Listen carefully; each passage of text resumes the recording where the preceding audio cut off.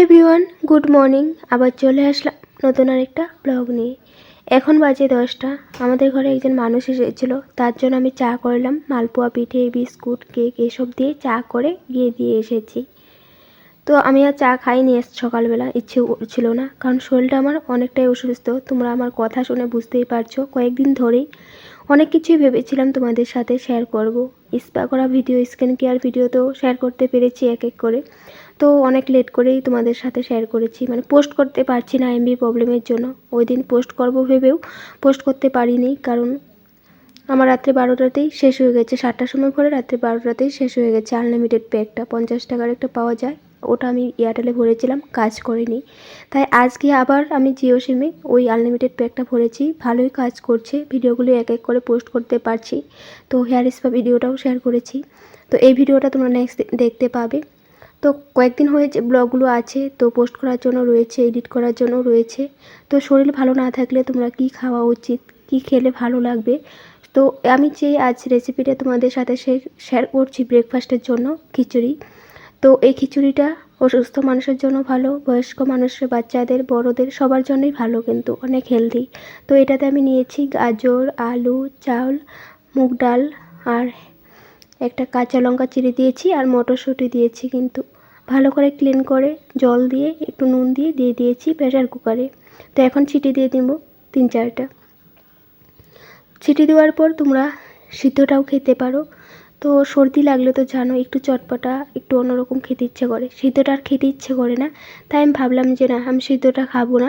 কিন্তু বেশিরভাগ বলতে গেলে সিদ্ধটাই কিন্তু হেলদি। এই সিদ্ধটা যদি খাও আরও বেশি ভালো হবে, কিন্তু আমি খেতে পারবো না বলে আমি এটাকে একটু তড়কা লাগাবো, খিচুড়ি মতো বানিয়ে নিব।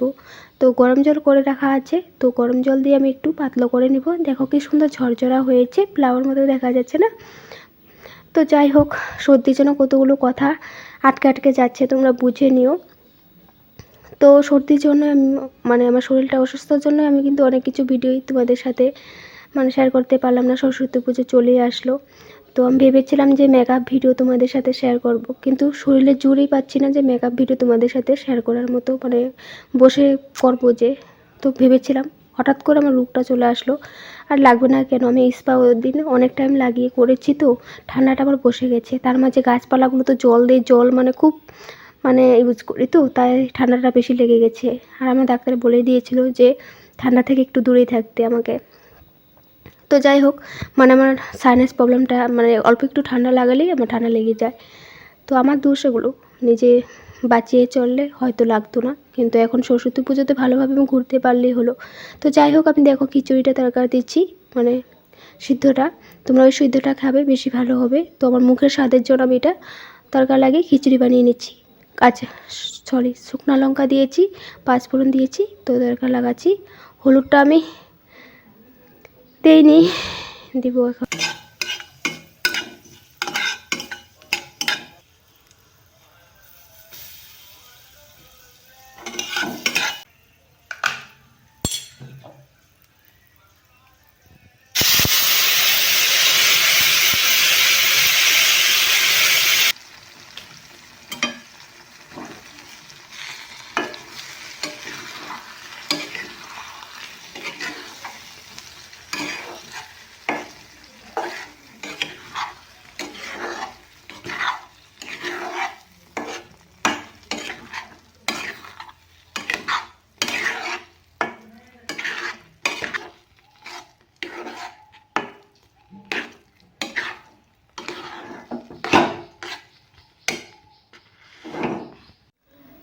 তোমরা চাইলে একটু পাতলা করেও বানিয়ে নিতে পারো, কিন্তু আমার পাতলা করে ইচ্ছে করলো না, তাই আমি একটু শুকনো শুকনো করে বানিয়েছি। আচার নিয়ে খেয়ে নিয়েছি, ওইটুকুই খেয়ে নিয়েছি যেটুকু তোমাদেরকে দেখিয়েছি। তারপর ভাই আবার বাড়িতে রাখলো ছোট ছোট মাছ, সব রকম মাছ মেশানো আছে। তো অনেক রকমের মাছ আছে, এই মাছগুলো খেতে কিন্তু টেস্টি হয়। তো অনেকগুলো মাছ রেখেছে, অনেকগুলো বলতে গেলে এখানে অল্পই, কিন্তু দেখতে অনেকগুলো, এগুলো বাছতে কিন্তু সময় লাগে। তো মা বসেছে, তো আমিও সাথে একটু হেল্প করব। ছোটো ছোটো মাছগুলো পেটিগুলো বের করে দিলেই হয়ে যায়। তো পেটি বের করছি। তারপর ভাই আবার একজনের বাড়ি থেকে, ওরছি নাকি বন্ধু, তো ওর বাড়ি থেকে গিয়ে একটা কুকুর নিয়ে আসলো। অনেক দিন ধরে আমরা বলি একটা কুকুরের বাচ্চা আনতে, কুকুর বলছি, সরি, ডগ, মানে আমরা নাম রেখেছি, নামটা এখন বলবো না, লাস্টে বলবো। তো খুব মানে ইচ্ছে করে একটা ডগ পালার জন্য। তো খুব ভালো লাগে, ভাই আমি তো পাগল করে ফেলি। তো কিনে তো এনে দেয় না, বললাম ওদিন বলেছিলাম যে রাস্তা থেকেই মানুষের বাড়িতেও কত পাওয়া যায় বা রাস্তাঘাটেও কত পাওয়া যায়, ওখান থেকেই একটা তুলে আনিস। তো ওর মানে একজন চিনাকি মানুষের বাড়িতে অনেকগুলো বাচ্চা দিয়েছে, সবাই এক এক করে নিয়ে যাচ্ছে। তারপর ওকে বললো, তারপর ওর একটা নিয়ে আসলো। বাচ্চাটা খুব কিউট না? তো আমরা না একটু স্নান করিয়ে দিয়েছি, কারণ না ওর শরীরে না উকুন ছিল। তো আমরা একটু কুকুর ভালোবাসি, কিন্তু শরীরটা যদি নোংরা থাকে ভালো লাগে না। তাই আমরা কী করেছি, একটু গরম জল দিয়ে ভাই আমি স্নান করিয়ে দিয়েছি। স্নান করে ভালো করে শুকনো একটা কাপড়ের টুকরা দিয়ে একদম ধরে রেখেছি ওকে, দেখো শরীরটা গরম করে দিয়েছি। তারপর আমরা কিন্তু একটু আগুন জ্বালিয়ে ওকে আগুনের সেঁকও দিয়েছি, যেন ওর ঠান্ডা না লাগে। তারপর ঠান্ডা লাগিয়ে নিয়ে একদম সুন্দর আগুনের সেঁক দিয়ে দিয়েছি, খুব আরামে ছিল। তারপর গিয়ে একটু এখন খাওয়া নিয়ে এসেছি। আমাদের ঘরেতে দুধ আছে, দুধটা গরম করে একটু চিনি দিয়ে দুধটা নিয়ে এসেছি। বাটিতে দিয়েছিলাম, বাটিতে মানে বড় হয়ে যায়, ওর মুখটা নিচের দিকে নামিয়ে খেতে পারে না, তাই প্লেটটাতে বাটির মুখ হাঁটাতে যা আছে ওই মুখ হাঁটাতে দিয়েছি তো খাওয়ার জন্য। খুব যত্ন করছি, থাকলেই হলো। তো এখন দুধ দিয়েছি খাওয়ার জন্য, বলছি না খেলে ভালো লাগে না, খেলে থাকবে, মানে খাওয়া যদি টাইম মতন খায় তবে আমরা ওকে রাখতে পারবো। আর আমি ভাইকে বলেছিলাম যদি দুধ খাওয়া বাচ্চা হয় তবে আনিস না। তো বাচ্চাটা না দুধ খাওয়া বাচ্চা, একদমই ছোটো ছিল, তো মাকে বারবার খুঁজছে। তো আমরা যেটুকু পারি যত্ন করছি, খাওয়া দাওয়া দিয়েছি, অল্প খেয়েছে।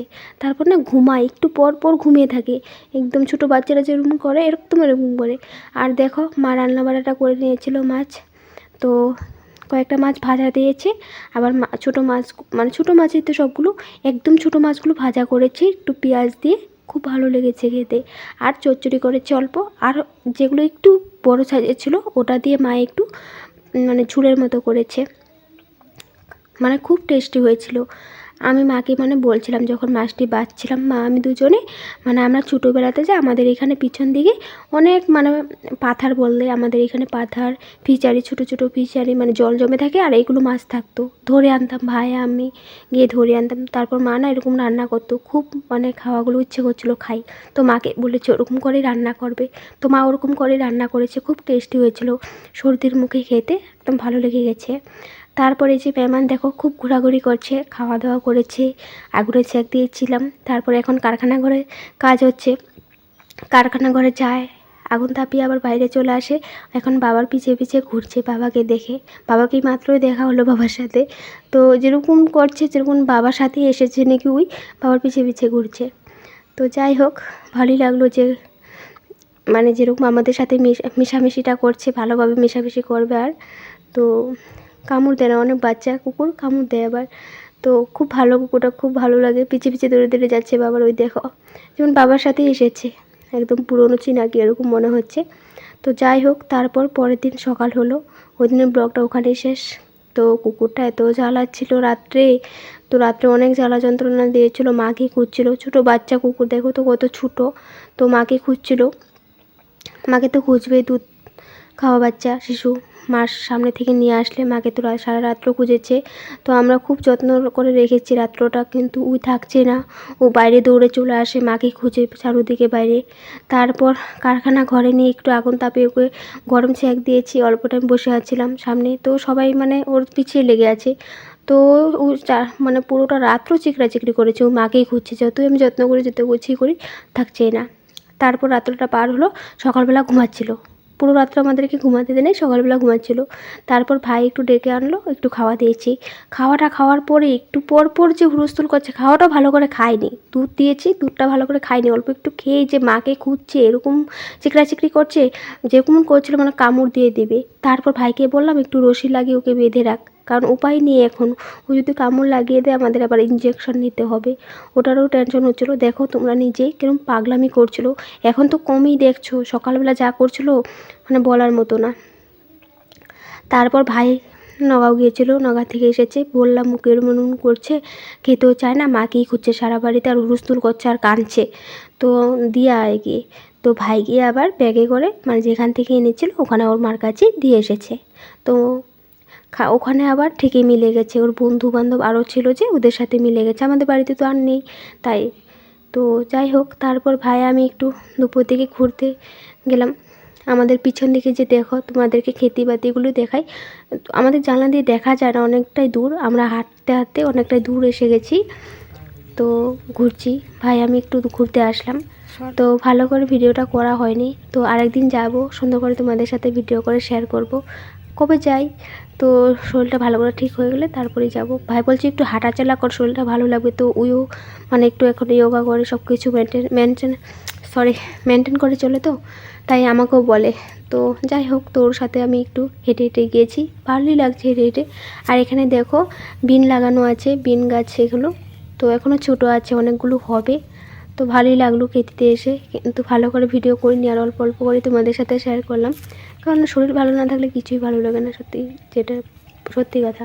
তো যাই হোক, তারপর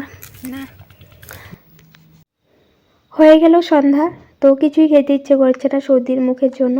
তো দুপুরে ভাতও ভালো করে খেতে পারিনি, তো দেখিয়েছিলাম অনেকগুলো নিয়েছি, কিন্তু অল্প একটু খেয়ে রেখে দিয়েছিলাম। তো সন্ধ্যার দিকে ভাই আবার গিয়েছিল হাতে হাতে দোকান, তো দোকানে নতুন এসেছিলো কেকটা দেখে ওই নিয়ে এসেছে, একটা ওই খেয়েছে, একটা আমাকে দিচ্ছে, তো আমি ভিডিও করে নিলাম। তো প্যাকেটটা দেখাচ্ছি, পুরোটাই দেখাচ্ছি। তো আমি মানে আনবক্সিং ভিডিও অনেক কিছু তোমাদের সাথে শেয়ার করি, অনেক কিছু স্কিন কেয়ারের ভিডিও শেয়ার করি, যেগুলো প্রোডাক্ট আমি কিনে নিয়ে আসি ওটাও আমি তোমাদের সাথে আনবক্সিং করে দেখাই বা লাগিয়ে দেখাই, রিভিউ দেখাই, ব্যাড গুড সবটাই বলি। তো অনেকেই ভাবে যে স্পন্সর ভিডিও, আরে ভাই আমার তো এখনও চ্যানেল মনিটাইজ হয়নি, বা আমাকে এখন পর্যন্ত কেউ স্পন্সর মানে করেনি যে আমি ভিডিও তোমাদের সাথে স্পন্সর করে দেখাবো। যদি কেউ চাও, কেউ যদি স্পন্সর ভিডিও করাতে চাও, আমি নিশ্চয়ই করব, ওই আশায় আছে একদিন আমার ওই দিনটাও আসবে, কিন্তু এখন পর্যন্ত আমি করিনি।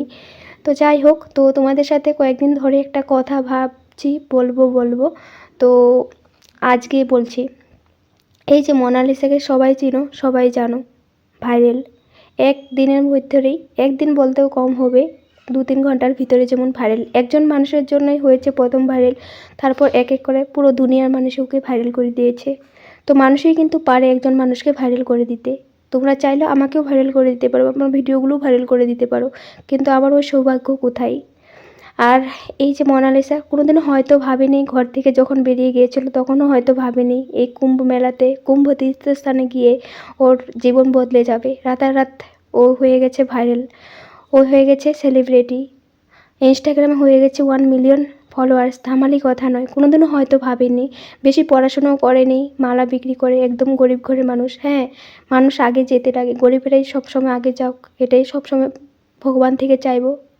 তো সৌভাগ্যবান সত্যি যে কুম্ভ মেলাতে গিয়ে মালা বিক্রি করে, মালা বিক্রি করতে গিয়েছে, তো মালা থেকে আর কয় টাকা কামায়, কিন্তু এখন যে ওই সেলিব্রিটি হয়েছে, দুনিয়ার মানুষও ওকে জানছে, ও ওই জায়গা থেকে ওই অনেক বড় একটা জায়গা পৌঁছে যাবে। তো যাই হোক, সবার মধ্যেই সবাই যেন ওই জায়গাটা পায়, সবাই যেমন কষ্ট করে তেমন যেন সবার সাথেই হয়, একজনের সাথে হচ্ছে তেমন নয়, সবার যেন সবার সাথেই হয়। আমি আমার কথাই বলছি না, আমার সাথেও হোক, কারণ আমিও অনেক কষ্ট করি, সবার কথাই বলছি, যারা অনেক কষ্ট করে ইউটিউব করছে, ফেসবুক করছে, ইনস্টাগ্রাম করছে, কিছু করার জন্যই, কিছু আগে যাওয়ার জন্যই। তো এই মোনালিসা তো গিয়েছিল মালা বিক্রি করতে, কিন্তু ওই নিজের ভিডিও করে বা নিজে ভিডিও করছে, পোস্ট করছে, তেমনভাবে ভাইরাল হয়নি, অন্যেরা ভিডিও করে পোস্ট করেছে, তার থেকে ভাইরাল হয়েছে।